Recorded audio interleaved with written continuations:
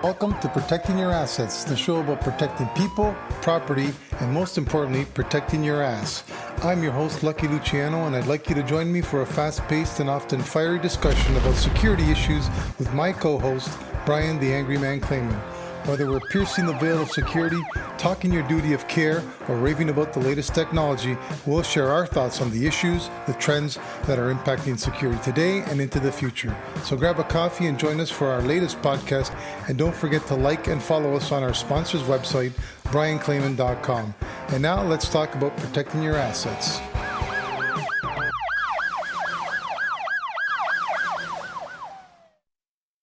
Hello and welcome to Protecting Your Assets. I'm Lucky Luciano Sajoni, with me, Brian the Angry Man Clayman, and a lot going on as usual around us in the world that we'll get into shortly. But just want to preface today's episode. We're going to be talking about why our contractors and the clients so surprised when security guarding contracts fall apart or things go sideways and people aren't happy. But before we do that, let's talk about what's going on, what's keeping you up at night, Brian.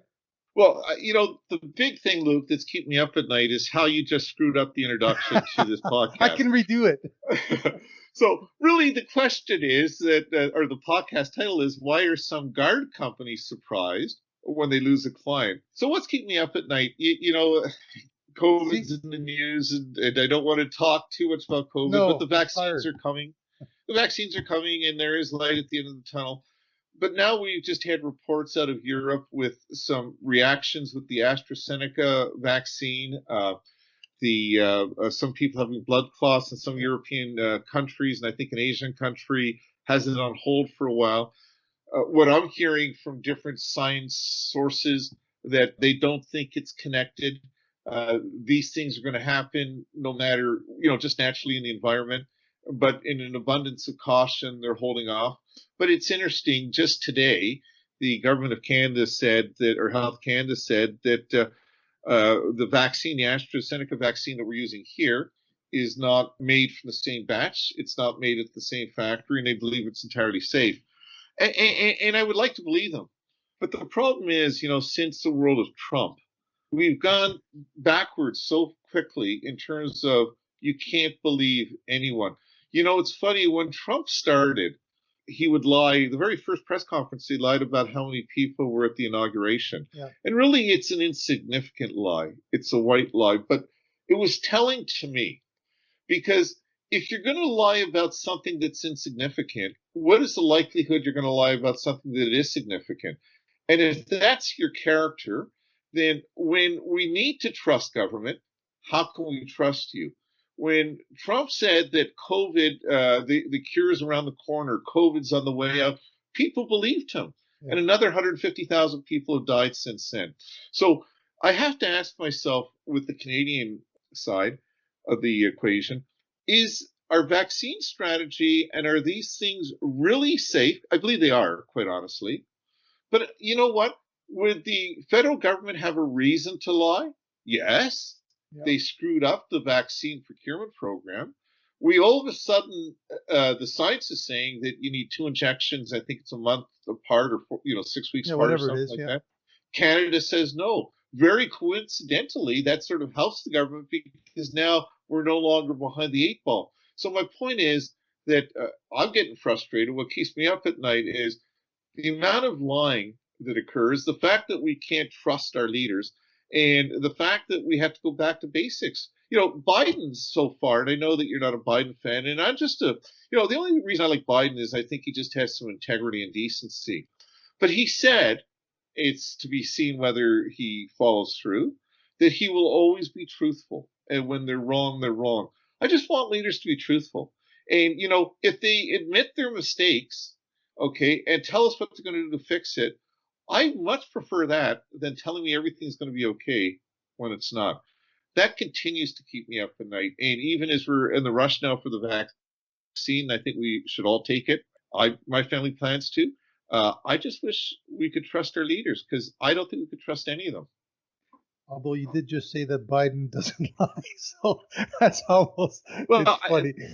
That's what he is a politician, right? Yeah, no, you're right. You're right. but he's identified that as something that is an important attribute of a leader.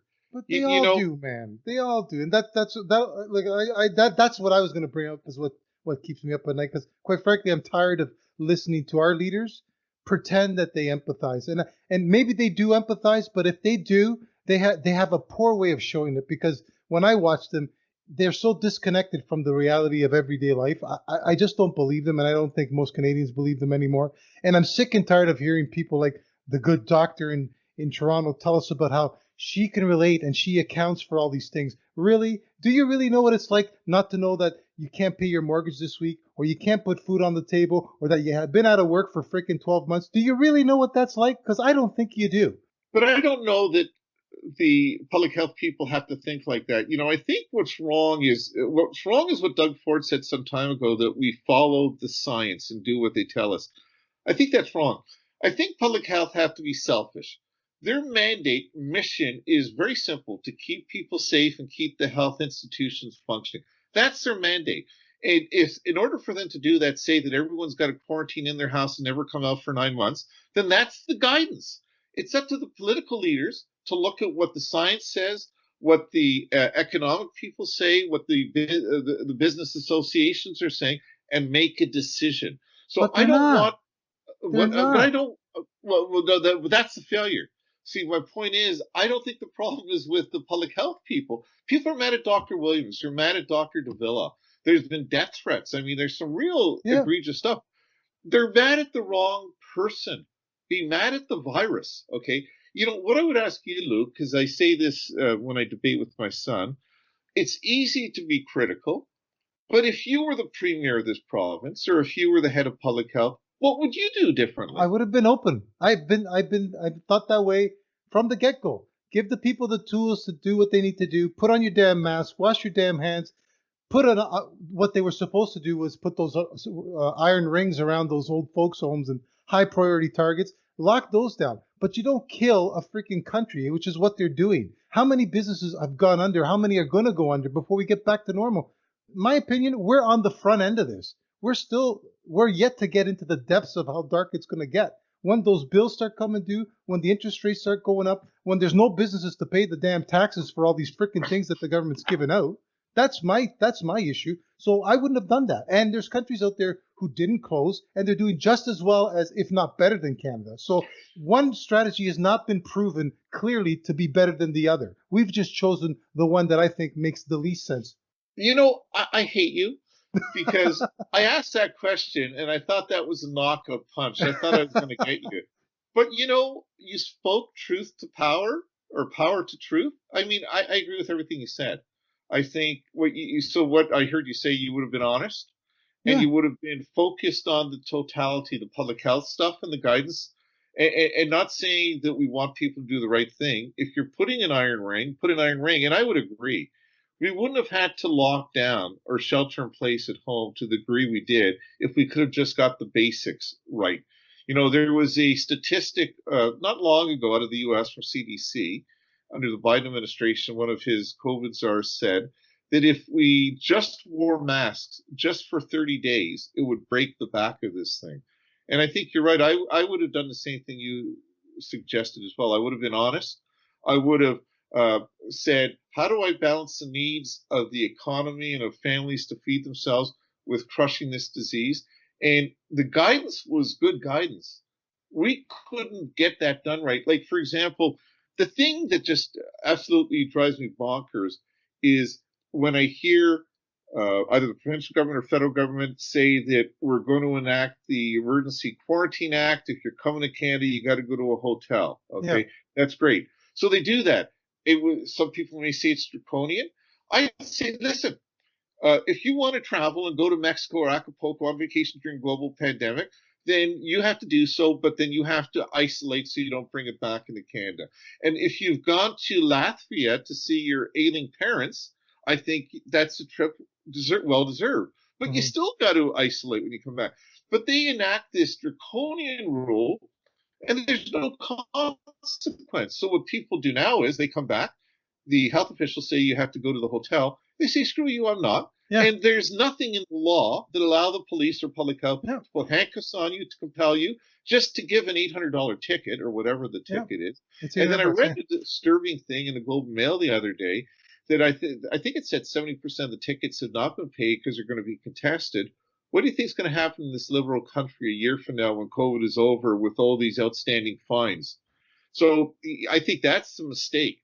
The Yeah. things that would have worked, that would have been easy to do, like it's no real inconvenience out of my life to wear a mask or to stay more than 6 feet away from someone who has bad breath.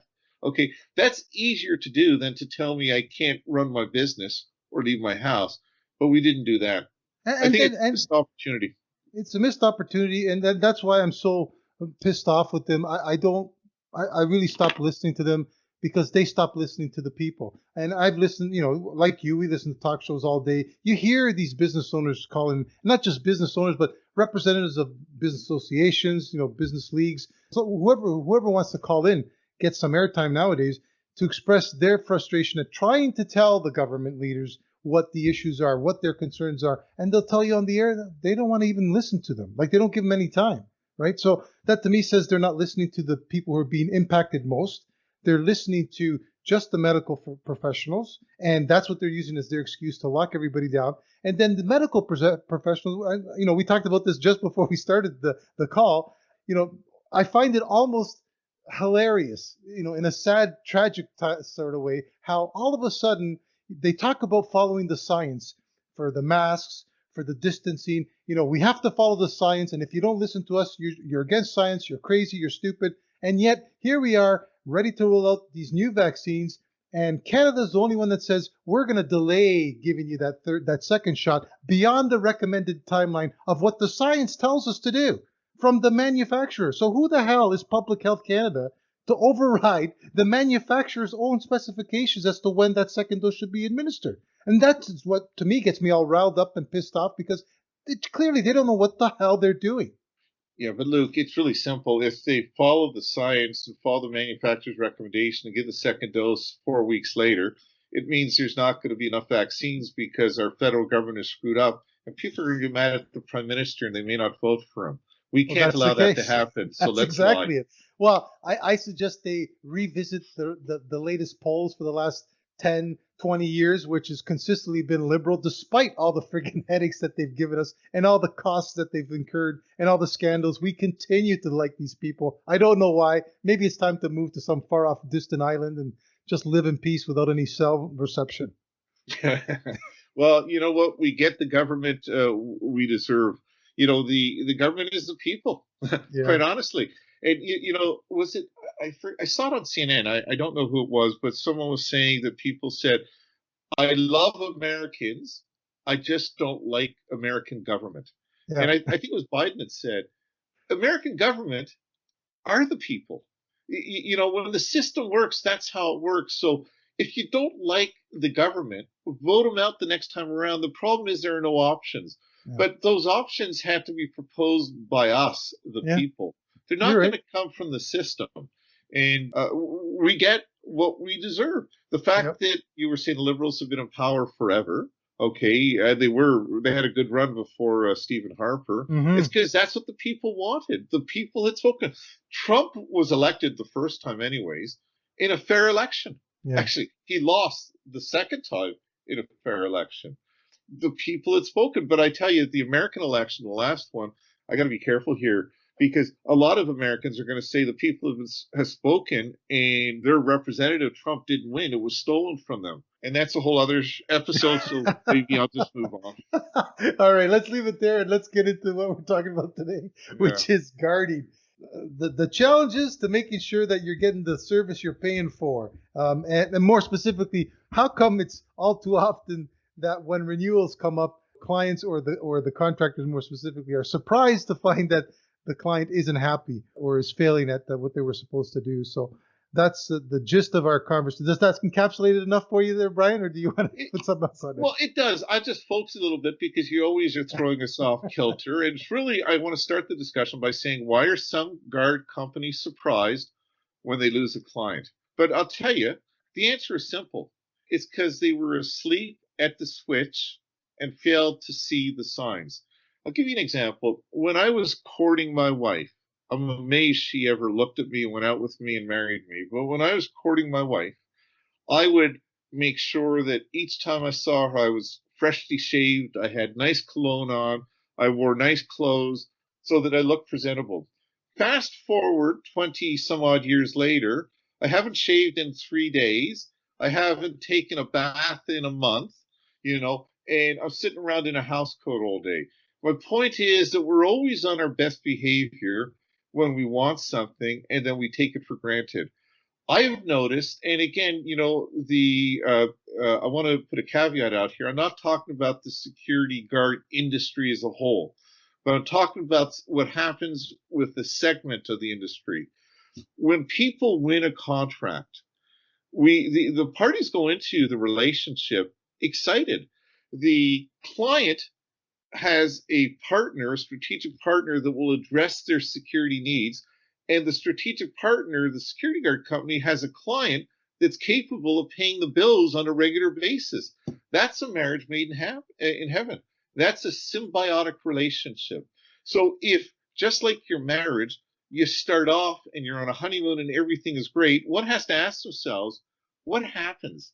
How does that change to the point that the client is so frustrated at some point they leave, and the guard company says, wow, I didn't see that coming.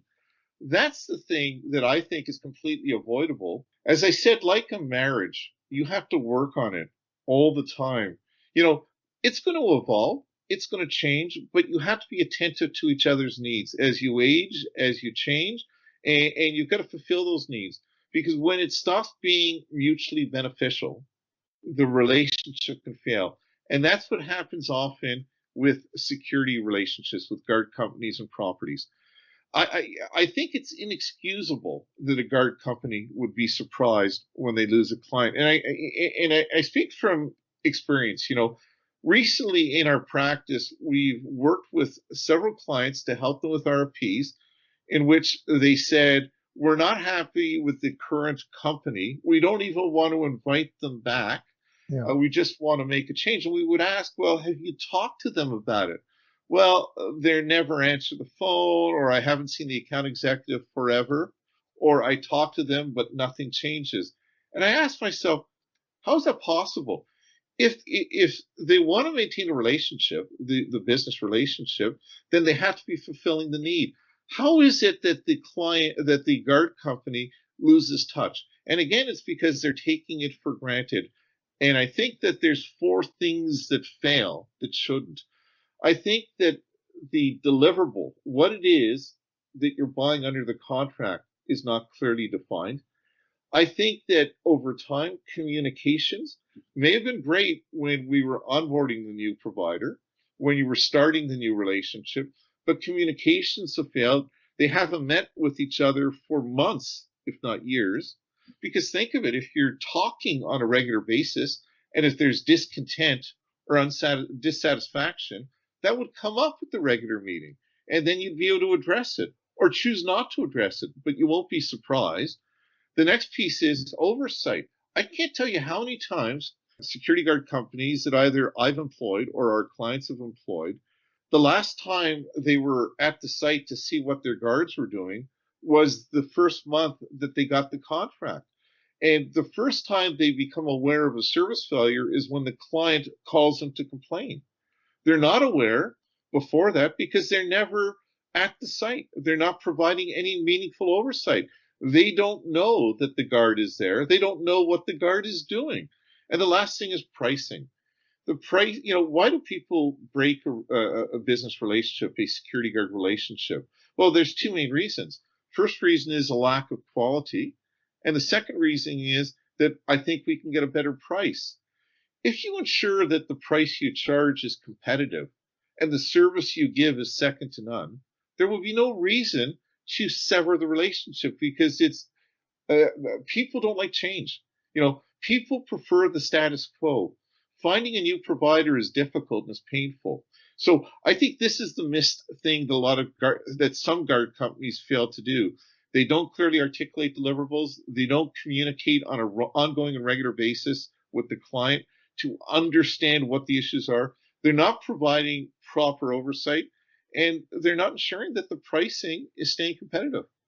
So I'm going to agree with the four principles that you laid out, but I'm going to speak on the guarding side's behalf as usual. I got to stick up for the small guy. But you said it's like a marriage, and you're absolutely right.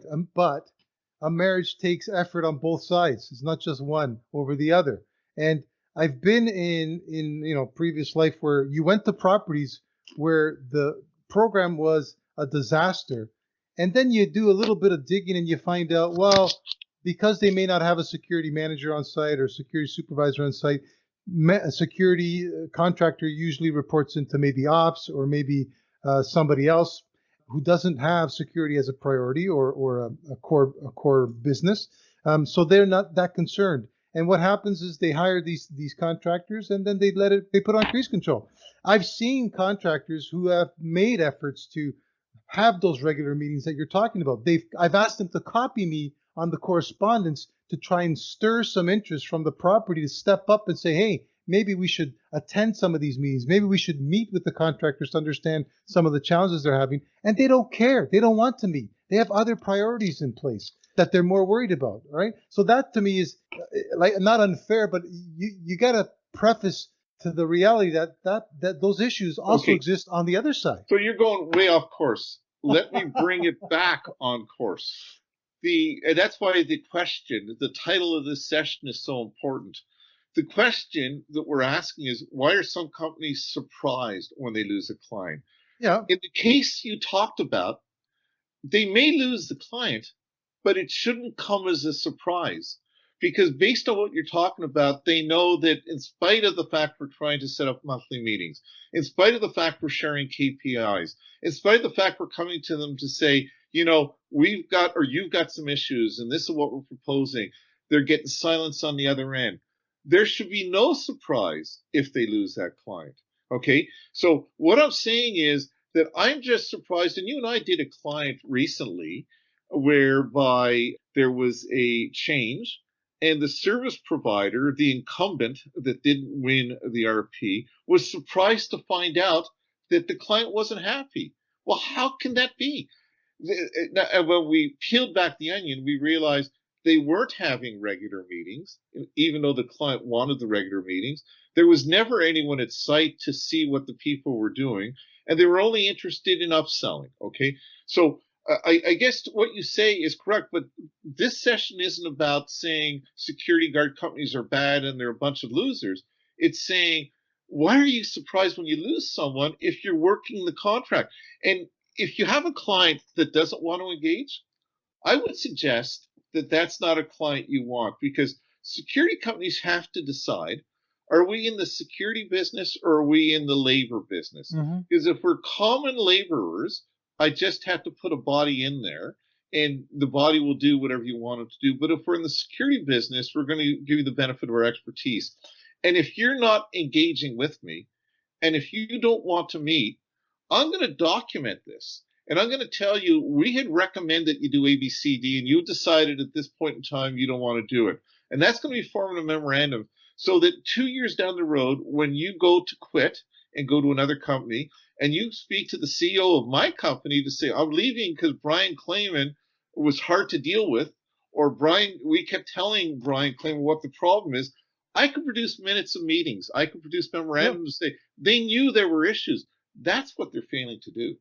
So I'll accept your apology. You don't even have to say it because you were completely off guard. I'm not attacking guards, and I'm not even attacking guarding companies. What I'm saying is that if they just implement these four things, attrition will not be the problem it is, and they will clearly identify those clients that are problematic, and they'll be able to position themselves to protect themselves. I'll just say one more thing, because I don't like to talk. I don't like to hog the microphone. When I was at GWLRA, we had a guard company at a very big property. It was like almost $2 million a year, and we got rid of them after 20 years. And they were just amazed, and they were just surprised that we got rid of them. And I pointed out to them that not only were you guys nowhere to be seen in the last couple of years to understand what our needs are, now that we're making a change, you're saying that, well, you agreed that you were short staffed, didn't have enough guards. And we made these recommendations many times in the past. And when I asked the question, I said, you know what, Mr. Security Guard Company, I can believe you because my property managers are not security people, and many of them are hard to deal with, and they're focused just on the budget and they don't understand risk. So I can believe you when you say that. And to your point, Luke, you mentioned that before. I said to this account manager, please show me a copy of the email you sent saying that you were concerned that we didn't have enough guards on night shift, or you were concerned a lack of lighting in this part of your mall is the reason you have criminality. Well, we had those discussions. Oh, you don't have an email you could show me? Well, no. Okay, show me the meeting minutes. Well, we don't have meeting minutes. Show me the contemporaneous notes that you would have made. Well, I don't have access to them anymore. So my point is that if you do the things I'm suggesting, the regular scheduled meetings with an agenda with minutes, you can protect yourself from when when the blaming starts, because it will start. And the type of client you talked about, if I was the account executive, I would realize this is a client where it's not going to end well.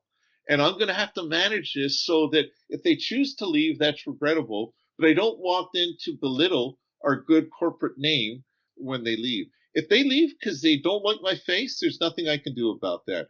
But if they say that they didn't know it was a problem, I want to be in a position to pull some meeting minutes from last year to say, we talked about this. We suggested that you needed to fix the cameras in this part of the mall or change the locks on this store. You chose not to.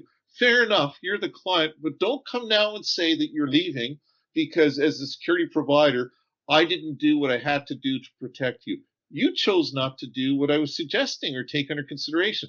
That's the point I'm trying to make. So, I'm not attacking security guard companies. I'm just saying, I made a presentation to a guard company, a large guard company last year. They asked me to talk to their account managers and tell them what the client is looking for in a relationship. And the title of my presentation was, The Client is Not Your Friend. And my thesis was that, like a marriage, everything is good when it's good. But when it sours and it goes bad. And do you think if there's a major security failure in my organization, I'm going to say, I screwed up? I'm going to say, Acme Security Guard Company screwed up. You're expendable. I'm not. So what I told those account executives, understand that. That's the nature of the relationship. That's the nature of the dynamic. It's an unfair power imbalance where the client has a majority of the power, and go into it with your eyes wide open. When I said in my opening remarks, how could they be surprised because they were asleep at the switch and they didn't see the signs? That's exactly my point. Well, I'm not going to disagree with that. Well, I can't be the angry man if you're always but there's nothing there to disagree with. I agree. I mean, you've got to document, you got to protect yourself, and you got to make the decision to walk away from clients who aren't prepared to play with you, on a level field or at least on a fair field where they have to engage and be prepared to meet with you, to lay out the expectations, all those things. So there's nothing there I would disagree with. I don't think as many guard companies. I think a lot of companies offer those things. So why do they continue to fail then is the question. No. Because we've met a lot of companies and some of them have been very good. Most of them are in the average, right? They're in the middle. They're not necessarily terrible. And then there's some that are really terrible. But most of them, you're right. Most of them in this country are pretty good. Do a pretty good job. And I've met with them and I've seen the presentations. A lot of them have the tools to do the tracking, to give you the reports, to do the KPIs, to do the meetings. So why would they be surprised? Like, why is it so common as you're suggesting, right? That why would they be surprised if all these tools are available to them? They all say that they use them, and yet they're surprised. What are we missing here? Well, I'll tell you what we're missing. I mean, the four elements, the deliverables, communications, oversight, and pricing, okay? All four of those have to hit. In absence in any one, it can cause a disconnect, which could lead to customer leaving, customer attrition. I want to tell you something. In my experience, when I was responsible for security at GWRA, and we had hundreds of properties across the country, very few of them scheduled monthly reoccurring meetings with the property manager. that had an open agenda, not an open agenda, that had an agenda which had the first item, how are we doing? Second item, okay, areas of concern, and then like three or four things and the last one, open topics, anything we want to lead. Very few companies offer that, and those that did, even less would create minutes documenting the agreement. Okay, in terms of deliverables, at least my experience when I was with that large real estate company, most of the contracts that I wasn't involved in negotiating, that were negotiated locally or presented from the guard company, said we're going to charge you $23 an hour, we're going to give you 6 guards, but there weren't quantifiable scope of work or deliverables that were articulated and assigned with KPIs. And that's another failure because that's what's often missing. To be honest with you, with a few exceptions, I've never seen a contract that has a defined scope of work. And the reason that's so important is 2 years from now, when you're about to fire me and when we're debriefing, you say, well, you didn't do what you're supposed to do. My question is going to be, well, what is it that you think we were supposed to do? And absent a contract that has clearly defined deliverables and also KPIs that are mutually agreed upon that will measure success, there's no way you can succeed. It's a moving target. You're subject to the flavor of the day. And the last thing is oversight, because the pricing, I think, basically is about the same, but is the oversight piece. I want to tell you, I know a ton of account managers. I know a ton of people in the contract security industry. Most of them come over to my house for a barbecue in the summer, and they feel good that their accounts are well taken care of. And I say, why? Why do you think that the guard's actually there? Why do you think he's not sleeping? Are you there? Do you do spot checks? Do you have supervisors? Oh, yes, we have supervisors. Oh, well, what does the supervisor do? Well, he delivers relief to this guy and he brings uniform supplies to that guy. That's not supervision. That's a shuttle service. Supervision is like you in the police. You have 10 guys on a platoon and you've got a sergeant. And the sergeant's there to make sure people are deploying properly and doing what they need to do and following policy. Someone close to me who's an account manager will say, holy shit, I said, what's wrong? He said, well, last night one of my guards screwed up. What did he do? Oh, he fell asleep and the client caught him. Okay, is that a problem? Yeah, of course it's a problem. Well, why are you surprised that he fell asleep? Well, he's not supposed to. Well, what kind of oversight or supervision are you providing? It is normal for people 3 a.m. to sleep. How do you know that he is or isn't? Those things are the problem with most security companies. Sorry. Let me take back. With most security companies that suffer a service failure. Those that don't suffer a service failure, and there's many good companies in this country and in the city of Toronto, is because they've got this part figured out. So I guess my whole thesis is it isn't rocket science. Good customer service is really easy. If you understand the psychology, you've got something that I want. So you give me what I want, and I'll give you what you want. We should be married at the hips forever. When there's turnover every time the contract is up every 2 or 3 years, I just scratch my head and saying, clearly you weren't meeting the needs of the client. And if the client's unreasonable, clearly you shouldn't be dealing with that client.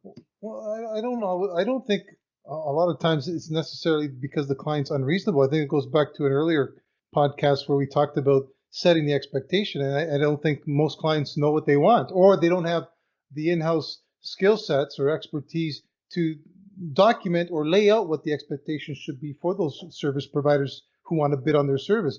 A lot of times, I'm seeing RFPs now in my other role where there's no defined parameters for those services. Basically, we need so many hours, we need so many guards, but that's it. It doesn't say you got to patrol so many times, you got to do this, they got to be trained in these things. It just says they got to be trained. So, they sort of set the standard of where those bidders or the contract performance is going to start. And if they can't clarify that, it makes it difficult for contractors to succeed because they don't know what they're aiming for. Well, and I know you're going to say that's part of their job. No, but it is a two-way street, right? Actually, I'm even going to be more brutal. Cop out. Okay, that's a cop out.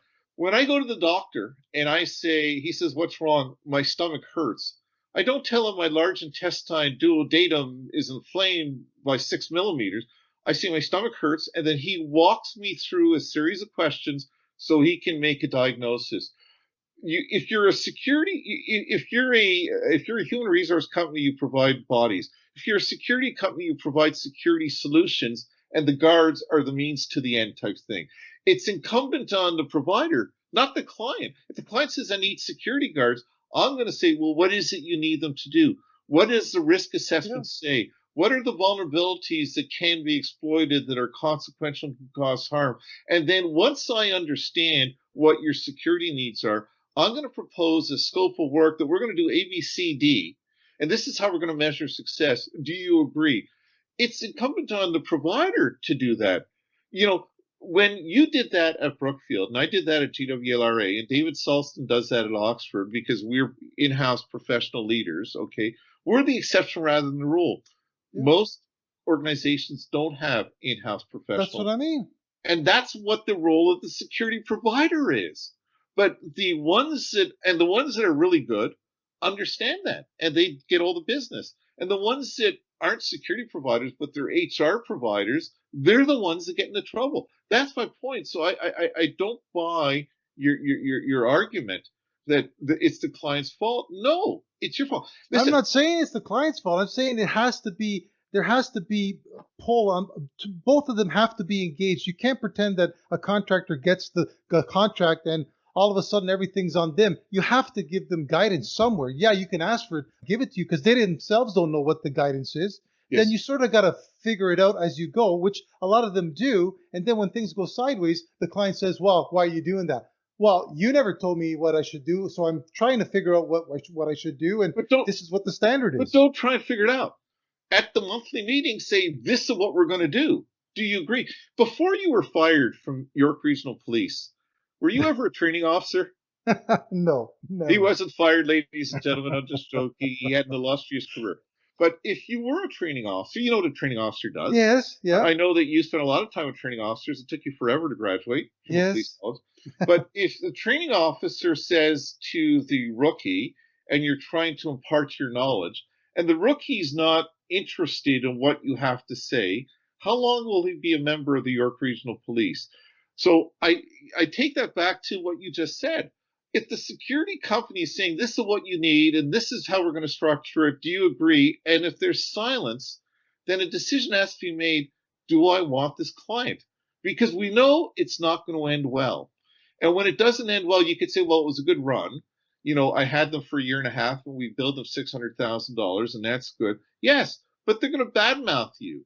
And your reputation is going to be taken through the street, dragged through the mud in the street.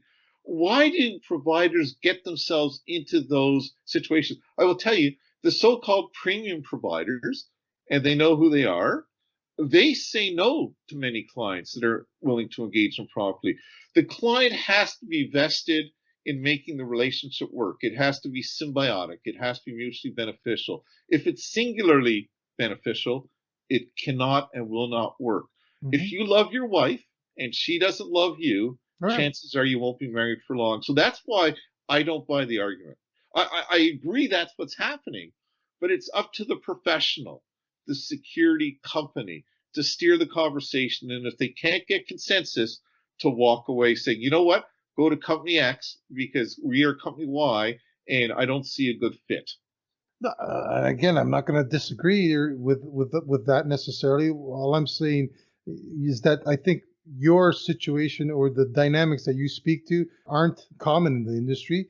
And I don't mean that that the majority of contractors are the problem. I think just the industry is geared towards that type of shitty relationship. Like the clients don't know what they're doing for the most part, unless they have a large in-house security program with a resident expert of some sort. And, you know, there's some big companies doing a great job downtown, but the vast majority of them don't have a freaking clue what they're doing. We've talked about that in the past. So when you don't know what you're doing, how can you even select the right vendor? Because you don't know what the right vendor looks like. You know, I love motorcycles. You know, I'm into motorcycling, and I just got back into it about 5 or 6 years. And I rode prior to that 30 some odd years ago when I was a younger person, 40 some odd years ago when I was a younger person. And bikes have changed a lot. And I know I wanted to buy a motorcycle, but I didn't know cruiser from touring bike, from naked bike to street bike. So I went, I'm the customer you're talking about. I'm that property manager that knows nothing about security. And I said, hey, Mr. Dealer, I want a motorcycle. And he says, oh, what kind do you want? And I said, one with two wheels. And he laughed. He said, I need a bit more information. And I said, Yeah. I don't understand. And he said, well, do you like to tour? Do you like to race? And he, through the interview process, was able to understand what my needs were and suggest what would the solution would be. That's what I'm saying is missing. We're not doing that all the time, or if we do it, we don't maintain it. But they Because don't want to. They don't want to do that either on their end. They don't want to who? sit there and answer the questions. Well, that's fine. Then you know what? I'm a consultant. If you hire me to do a review and I ask you, what are you concerned about? Say, I don't know. I'm not going to do the review because at the end of this review, I'm going to give them a bill for $10,000 or $20,000 or $500, whatever the case may be, and they're going to say, "I'm not happy. I will not set myself up or my company up for failure because my reputation, my success, my client's success is my success is more important than just getting a contract." Okay, and that's my only point. So again, you know that I like to beat up on property managers. I like to Mm-hmm. beat up on security managers. Okay, you and I always disagree. I'm not beating up on any of these guys. I'm not even beating up on security service providers. What I'm saying is that the difference between greatness and mediocrity or failure is small. It's four things: deliverables, Yeah. communications, oversight, and price. If you just think about what that means and deliver, you will always succeed. And again, there are clients that you maybe will have to break away from, but it's better that you tell the client, you know what, find someone else than the other way around. Because the other way around is damaging to your reputation and to your business. Quite the contrary, when you tell the client, I'm sorry, but it's really not a good fit and we want to make you happy, we can't make you happy. That just makes your reputation even stronger as a premium player. Mm-hmm. Yeah. No, I agree. This episode's pretty boring because you're agreeing with a lot. Well, there's not. It's what's the word for it? Like I can't disagree with what you're saying because it makes sense and I get it. I don't know really. It's just a shitty Well, listen, freaking. there are no bad guys or good guys. When we talk about COVID and the vaccine failures, there are bad guys, there are good guys. All this is that again, I just 40 almost years in this industry, I just cannot understand the rate of turnover. I know that I've been with my wife for a very, very long time, and I have no desire to turn her over for many reasons. One of them is because she's armed, dangerous, and Irish, and I'm Yeah. worried of my safety. However, though, you don't change what works. So if there is turnover, one must ask themselves what's in a relationship isn't working. And if you sort of look at it strategically, usually what's working, everything that I've ever heard or you've ever heard is they're simple to fix. We just miss the signs. So to bring it back, and that's why I made fun of you when we started the podcast, when I think you bastardized the title. Why are some guard companies surprised when they lose a client? And I said, the answer is simple because you're asleep at the switch. Well, then that means the solution is simple. Wake up at the switch and you won't lose the client. And that's the whole thesis of today's podcast. Well, I'm gonna leave it there, man, because I don't know where else to go. You've summarized it. I've agreed with you. I really don't have any pushback on that specific question. So I agree. This podcast for me is a hollow victory. I usually win the podcast, but it's well, hard fought. You just rolled over and died on me I today. could because we couldn't. I'd like to get into some of those other things that contribute to it, but it's just not into the question that we're asking. So we'll have to leave it for another time. There's a lot of challenges to contractors that they're dealing with, and the industry, the way it's set up, the way it operates, like it's all just it's all kinds of forces that keep it down, that keep it crappy, and make it difficult for people who want to raise it to the next level. It makes it very difficult. And we talked about the living wage on a previous podcast very briefly.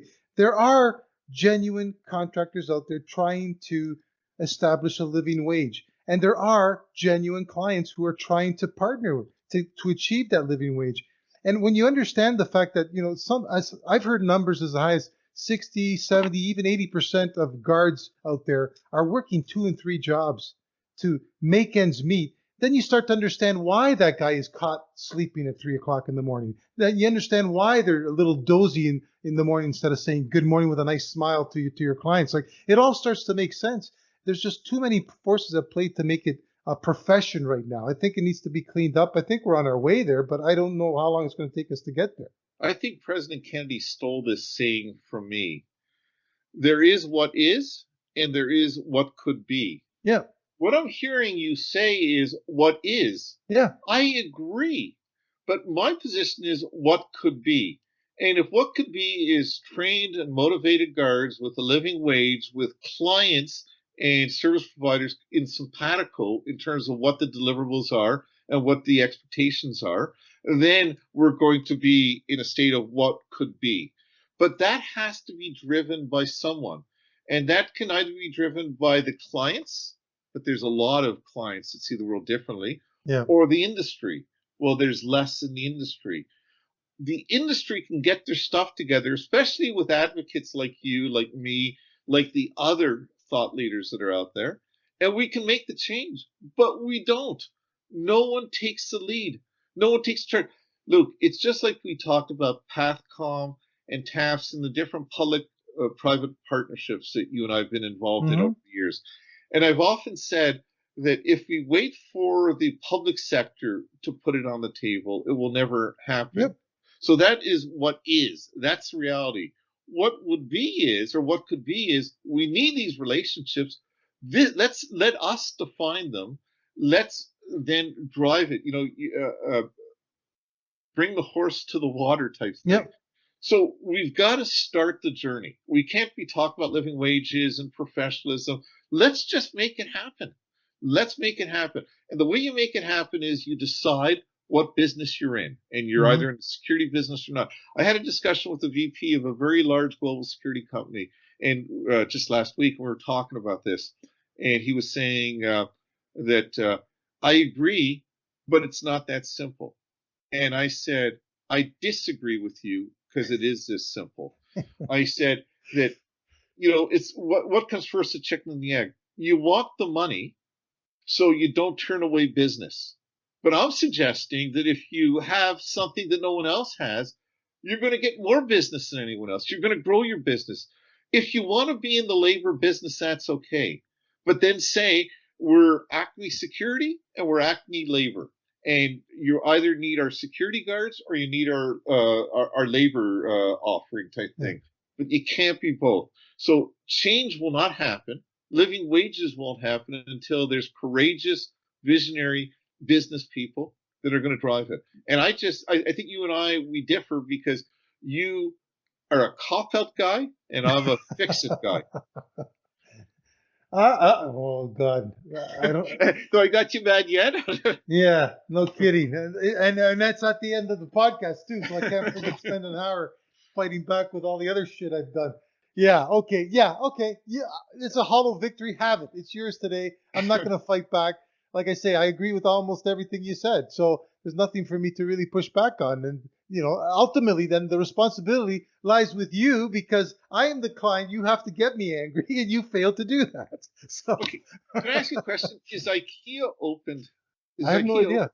Because I need another cabinet, a shelf to put this other trophy on it. I win yet again. Oh God, it's only one shelf you got. Don't worry, you need lots of space on there. Yeah, it's a very small one. Shit. Yeah. Okay. Let's wrap it up because I think you've done a good job summarizing it. And honestly, I mean, like I say, there's not much for me to push back on there. I think I agree with most of what you say. So it's just it is what it is type thing. And yeah, we gotta improve the industry and start somewhere. And it's gonna have to start with leaders who are willing to take the chance and lose some business to make a statement at some point, right? Don't just take it for the sake of taking it. I'm going to turn it over to you for summarized thoughts there, Brian. Well, I don't think I'm going to summarize, but I am going to ask a question to our listeners. You and I were talking earlier, Luke, about we were looking at the stats and the data where our listeners are. I was just blown away. Take a second, Luke, because you've looked into them most recently. Where are people listening? We've got people, odd places. I mean, obviously the U.S., Canada, the U.K. We've got Mexico. We've got the Ukraine. We've got the Australia, and there's a couple others in there. For the life of me, I mean, it's really exciting to hear that. Yeah. Uh, when I break down the data from Canada, I notice that we have many listeners here in Ontario and the Greater Toronto area, but we got loyal followers in Vancouver, Calgary, Montreal, Atlantic Canada, which is really nice. I think we're doing something right. I'm just blown away by when I drill down on the American stuff. There's San Antonio, Texas, Chicago, Illinois, and another place in I think maybe Palo Alto, Texas, and then we've got these foreign destinations, which just is interesting. So I'd love to put an invite out to people that listen to us outside of the Toronto area to maybe just drop us a line at our email info@brianclayman.com. That's BRIAN, Clayman, CLAMAN, info@brianclayman.com. And just tell us where you listen to us, how you heard of us, and what you think of us. Because that's what keeps me up at night. I look at those stats and I'm wondering how the hell are we getting people in Australia? Well, as I'm looking at it now, India is actually third after Canada and the U.S., which, I mean, like India. Who would think that they'd listen to us? So, it'd be interesting to hear from them and see why or how they got onto us, because we'd certainly like to know that so we can grow the audience and get out to more people. And if you are listening, obviously, in those areas, spread the word, please. Share us when our latest episodes go online. And also, please let us know if there's things you'd like us to talk about. And again, if you're disappointed, as I am, in the way Luciano conducts himself, put that in the email, and we'll have HR talk with them. Oh, my God. All right. Let's wrap her up. I'm done. Like I say, I'm tapping out. I don't know what happened. Like, I was ready to fight fight today, and you just killed me with your voice just droned on and on about stuff that my eyes rolled back, and that was it. I tapped out. No, seriously, like I said, there's nothing to push back on. I agree with what you said today. Take the victory and enjoy it while you can. Then the next one will be a little more difficult for you. Okay, you got a deal. All right, we'll talk to you later, guys, and stay safe and hope to hear you. Well, listen to us on the next podcast. So take care, everyone. Bye-bye. That concludes this podcast. We hope you enjoyed listening and will join us in a couple of weeks for our latest episode. Please remember to like and follow us on our sponsor's webpage, brianclayman.com, where you can leave us your comments and suggest topics you'd like to hear about in future episodes. Until next time, thanks for listening, and don't forget to protect your assets.